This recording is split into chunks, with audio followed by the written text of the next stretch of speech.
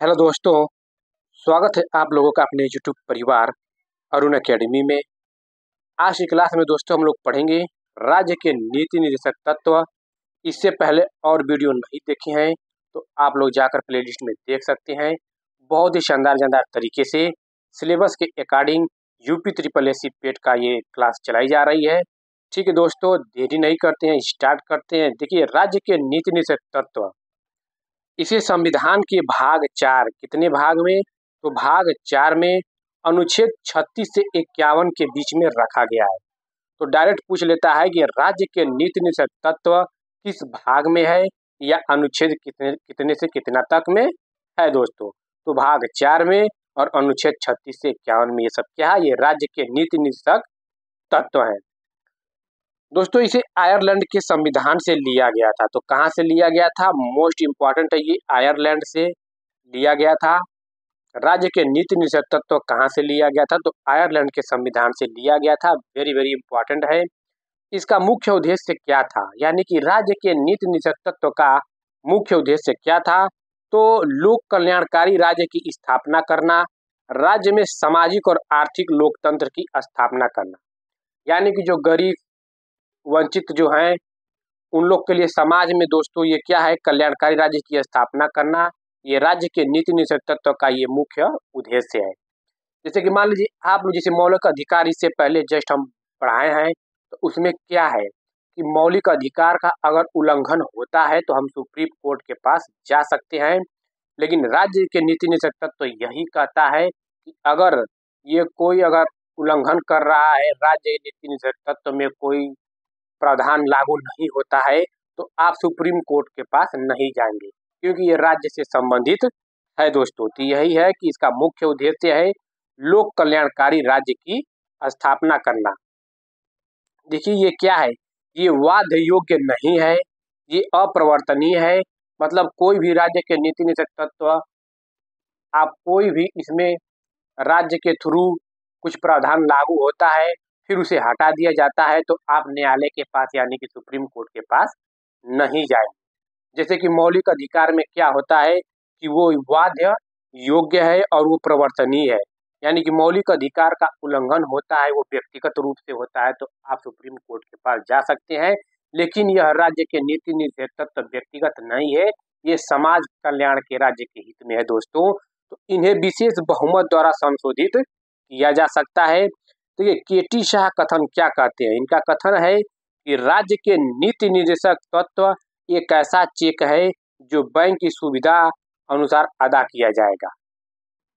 मतलब बैंक के सुविधा अनुसार अदा किया जाएगा, आप जबरदस्ती नहीं कर सकते हैं। यानी कोई कानून अगर लागू होता है उसे हटा भी दिया जाता है समाज के कल्याण के हित में, तो आप न्यायालय के पास नहीं जा सकते हैं।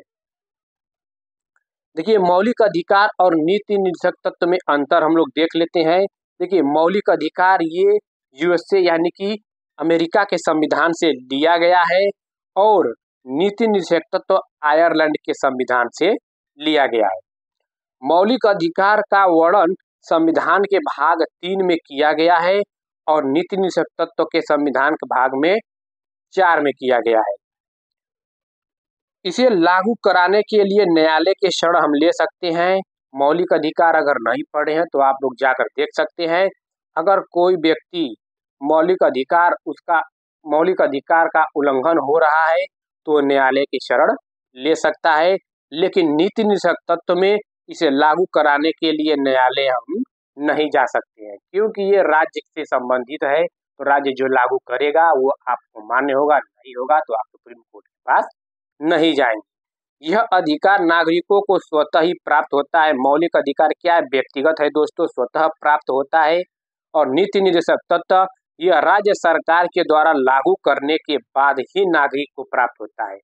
जब नीति निर्देशक तत्व जब राज्य सरकार लागू करेगा तभी ये समाज को यानी कि व्यक्ति को लोग के पास पहुंचेगा, यानी कि नागरिकों को प्राप्त होगा। वही कल्याणकारी राज्य की उद्देश्य से ये बात की गई है। नीति निर्देशक तत्व का यही मुख्य उद्देश्य है।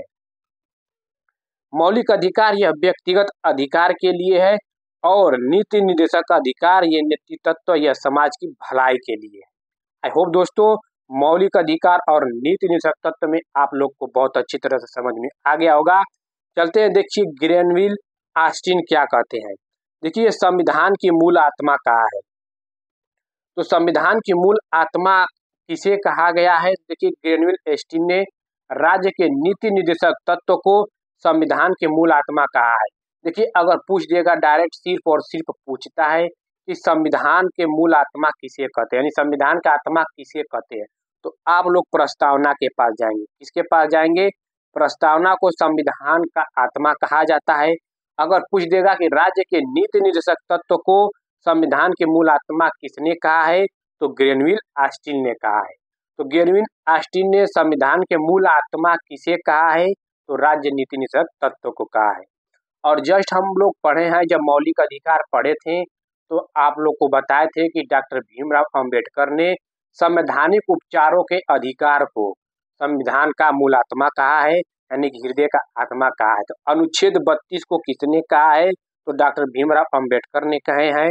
और डायरेक्ट ऐसे पूछेगा कि संविधान की आत्मा किसे कहा जाता है, तो प्रस्तावना को अगर कोई नाम लेकर कह दे, जैसे डॉक्टर भीमराव अंबेडकर ने किसे संविधान की आत्मा या हृदय का आत्मा कहा है, तो संवैधानिक उपचारों के अधिकार को यानी कि अनुच्छेद 32 को डॉक्टर भीमराव अंबेडकर जी ने कहे हैं।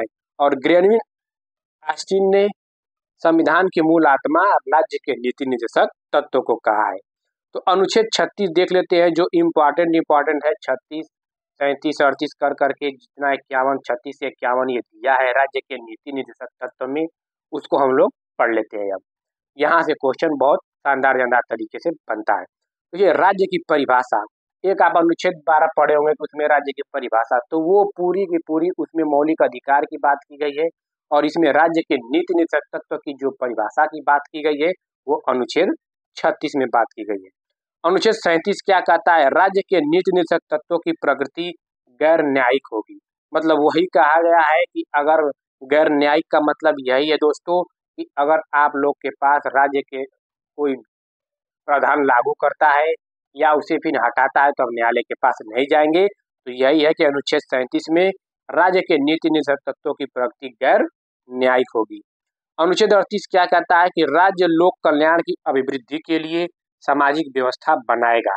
मतलब जो गरीब वंचित लोग समाज के कटिंग आते हैं तो उसको क्या किया जाएगा, वही है कि राज्य लोक कल्याण की अभिवृद्धि के लिए सामाजिक व्यवस्था बनाएगा, यानी कि लागू करेगा। किसमें? राज्य के नीति निर्देशक तत्व में। और किस अनुच्छेद में? तो 38 में। अनुच्छेद 39 क्या कहता है, देखिए 39 और 39 का ए बहुत ही इंपॉर्टेंट है, इसको ध्यान से इसको याद रखिएगा, कभी भूलिएगा मत।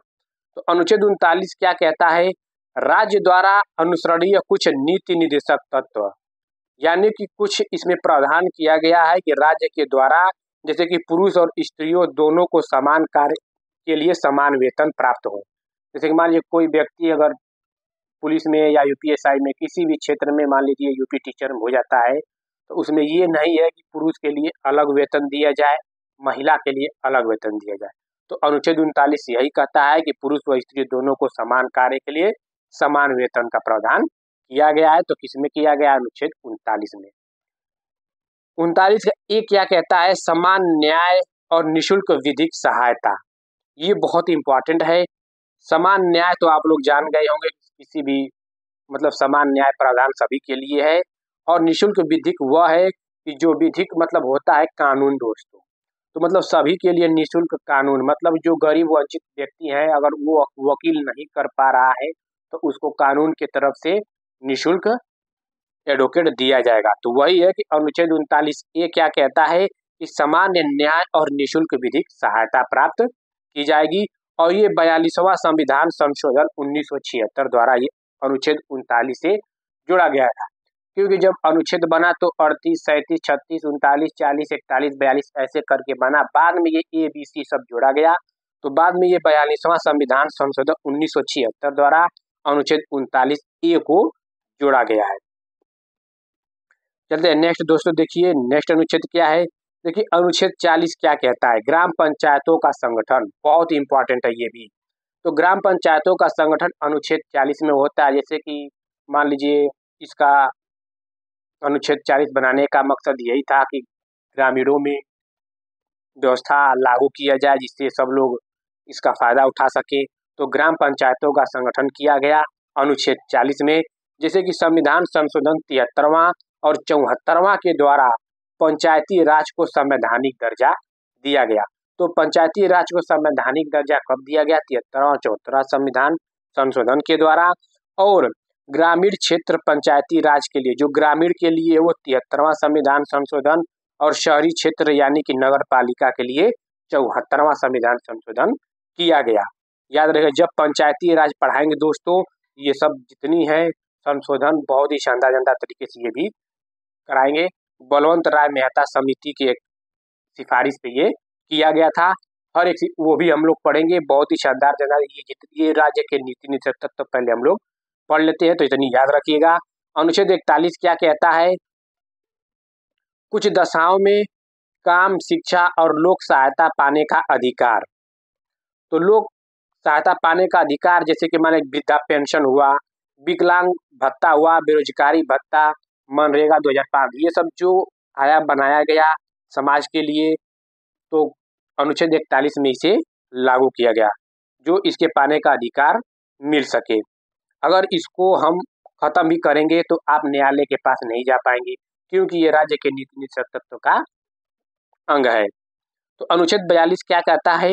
काम की न्याय संगत और मानवोचित दशाओं में प्रसूति सहायता उपबंध, जैसे कि मातृत्व बंधन योजना, प्रसूति योजना, जच्चा बच्चा योजना। तो मान लीजिए दोस्तों, ये जो प्रसूति सहायता है, जैसे कि मान लीजिए कोई महिला अगर कोई काम मतलब कि नौकरी वोकरी कर रही है, गवर्नमेंट या टीचरे में है या कहीं भी, तो अगर मान लीजिए महिला वो प्रेग्नेंट है तो उनको 3 महीने के लिए, 6 महीने के लिए छुट्टी दी जाएगी, तो उनका पैसा नहीं कटेगा। तो वही दिया है, वो अनुच्छेद 42 में इसका प्रावधान किया गया उसके स्वास्थ्य से देखभाल के लिए दोस्तों। तो अनुच्छेद 42 ये कहता है। अनुच्छेद 43 कर्मकारों के लिए निर्वाह मजदूरी आदि, तो कर्मकारों के लिए निर्वाह मजदूरी आदि श्रमिकों के लिए किया गया है। तो अनुच्छेद 43 में ये प्रावधान किया गया है। अनुच्छेद 45 देख लेते हैं, बहुत ही इंपॉर्टेंट है। 45, 46, 48 ये सब देखिए, 0 से 6 वर्ष से कम बालकों के लिए निःशुल्क और अनिवार्य शिक्षा का अधिकार किसमें है? तो अनुच्छेद 45 में है। यह पहले दोस्तों 6 से 14 वर्ष तक के बच्चों को निःशुल्क प्राथमिक शिक्षा का प्रावधान किया गया था। ये किसमें था? तो अनुच्छेद 45 में। तो इसको क्या किया? 6 से 14 वर्ष तक के बच्चों को निःशुल्क प्राथमिक शिक्षा ये मौलिक अधिकार में कर दिया गया 86वां संविधान संशोधन 2002 के द्वारा। तो मौलिक अधिकार में अनुच्छेद 21 के क में इसको जोड़ा गया है। तो किसमें चला गया? जो 6 से 14 वर्ष तक के बच्चों को निःशुल्क शिक्षा का प्रावधान किया गया है, वो अनुच्छेद 21 क में मौलिक अधिकार में 86वां संविधान संशोधन 2002 के द्वारा जोड़ा गया है। तो अब अनुच्छेद 45 में सिर्फ 0 से 6 वर्ष से कम के बालकों के लिए निःशुल्क अनिवार्य शिक्षा का प्रावधान, जैसे कि मान लीजिए आंगनबाड़ी में बच्चों के लिए स्वास्थ्य देखभाल 6 से 14 वर्ष तक के बालकों को देखा जाता है, उसका निःशुल्क प्रावधान किया जाता है। तो 6 से 14 तो दोस्तों 6 से 6 वर्ष तक जब बच्चों का बात की जाएगी तो आप अनुच्छेद 45 के पास जाएंगे, और 6 से 14 वर्ष तक की बात बच्चों को बात की जाएगी तो आप मौलिक अधिकार अनुच्छेद 21 क में जाएंगे। अनुच्छेद 46 क्या कहता है? अनुसूचित जाति, अनुसूचित जनजाति तथा अन्य पिछड़े वर्गों के शिक्षा और संबंधी हितों की अभिवृद्धि की गई है। जो अनुसूचित जाति के लोग हैं, अनुसूचित जनजाति के, SC, ST, OBC के जितने हैं, ये पिछड़े वर्गों के शिक्षा से संबंधित उनकी वृद्धि करने के लिए अनुच्छेद 46 ये बनाया गया है। और राज्य के नीति निषेध तत्व इनको जो छूट या जो प्रावधान देती है लाभ के लिए, तो इसमें है हटा भी सकेगी तो आप न्यायालय के पास नहीं जाएंगे, क्योंकि ये राज्य के नीति निषेध तत्व का सिद्धांत है। अनुच्छेद 48 क्या कहता है? कृषि और पशुपालन संगठन, मतलब गाय और दुधारू पशुओं के वध पर रोक। जैसे गाय दुधारू पशुओं के वध किया जाता है तो उस पर रोक लगाया गया है। तो कृषि और पशुपालन, जैसे जहाँ कृषि और पशुपालन की बात की जाएगी तो अनुच्छेद 48 के पास सीधे आप लोग चले जाइएगा। अनुच्छेद 48 क क्या कहता है? पर्यावरण, वन तथा वन्य जीवों की रक्षा। ये 42वां संविधान संशोधन 1976 के द्वारा लागू किया गया था अनुच्छेद 48 क में। और पर्यावरण एवं जन संरक्षण अधिनियम 1972 के द्वारा ये लाया गया था।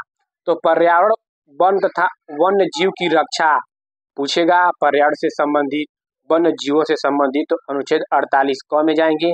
अगर कृषि पशुपालन पूछेगा तो अनुच्छेद 48 के पास आप लोग जाएंगे और पर्यावरण से संबंधित अनुच्छेद 48 क। तो याद रखिएगा कि ये जो पर्यावरण संबंधित है बाद में जोड़ा गया कब, 42वां संविधान संशोधन 1976 में, तो क बना दिया गया, 48 का क।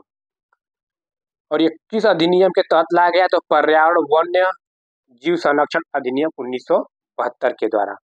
अनुच्छेद 49 क्या कहता है, राष्ट्रीय स्मारक स्थानों एवं धरोहरों का संरक्षण। जैसे कि मान लीजिए आप भारत में देखे होंगे, हर एक राज्य में कुछ न कुछ स्मारक बने होते हैं।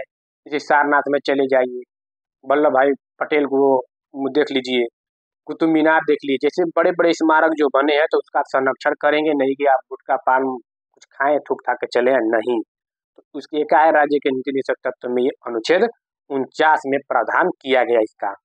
कार्यपालिका से न्यायपालिका का पृथककरण, अनुच्छेद 50। तो कार्यपालिका से न्यायपालिका पृथककरण किया गया है, क्योंकि अगर सरकार कोई कानून या बनाती है, तो अगर उसको लागू नहीं किया जाता इसमें, यानी कि आपके खिलाफ है, तो आप क्या करें, इसमें न्यायालय का पृथककरण किया गया है कि आप कार्यपालिका से न्यायपालिका में जा सकते हैं। तो याद कैसे करेंगे, मान लीजिए 50-50, यानी कि 50-50 अलग अलग कर दिया है कार्यपालिका न्यायपालिका, तो अनुच्छेद 50 को आप लोग याद रखिएगा। अनुच्छेद 51 क्या है, अंतर्राष्ट्रीय शांति और सुरक्षा की अभिवृद्धि। तो अंतर्राष्ट्रीय शांति और सुरक्षा की अभिवृद्धि इस अनुच्छेद में है, तो राज्य के नीति निर्देशक सिद्धांत के अनुच्छेद 51 में इसका प्रावधान किया गया है। ठीक है दोस्तों, अगले नेक्स्ट वीडियो में हम लोग मौलिक कर्तव्य पढ़ेंगे, फिर उसके बाद जैसे सिलेबस के अकॉर्डिंग हम लोग बहुत शानदार तरीके से ये क्लास चल रहा है। आप लोग चैनल को लाइक, सब्सक्राइब, शेयर, कमेंट कर दीजिए, जिससे हमें मोटिवेट मिलता रहे और आप लोग के लिए डेली ये क्लास चलाते रहें, लेकर आते रहें। ठीक है दोस्तों, आप लोग का बहुत बहुत धन्यवाद।